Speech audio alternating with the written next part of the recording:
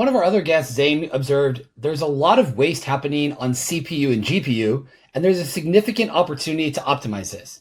What approaches do you take to reduce resource waste in your clusters? So CPU, both those are big. Memory, there's waste too, but memory, there's also under configuration. So when we analyze memory, we find it's a mix that some are too big and some are too small, and you might actually be okay, but it's all given to the wrong containers. So, but CPU is universally too big. We find that it's just difficult for an app team to estimate what request to give something.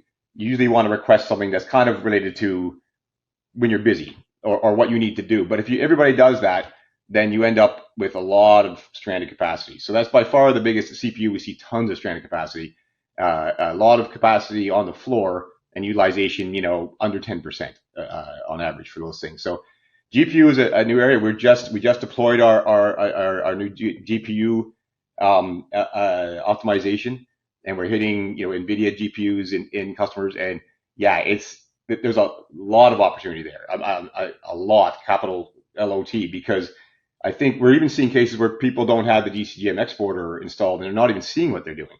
So, but you'll see a GPU and AI workload that's using a quarter or an eighth of a GPU at peak, and there's an opportunity there to do MIGs, and slicing and divide them up on the right GPUs. And so that's a big focus now because one recent customer I was working with, you can chop it in half. You can just literally chop the $4 million spend down to $2 million by just slicing up the GPUs. So there's a huge opportunity there. It seems to be trending along with CPU where, the workloads ebb and flow. And so it's hard to figure out what you need.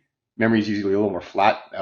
And so people overestimate and create a ton of waste. And GPUs are so expensive, it just adds up.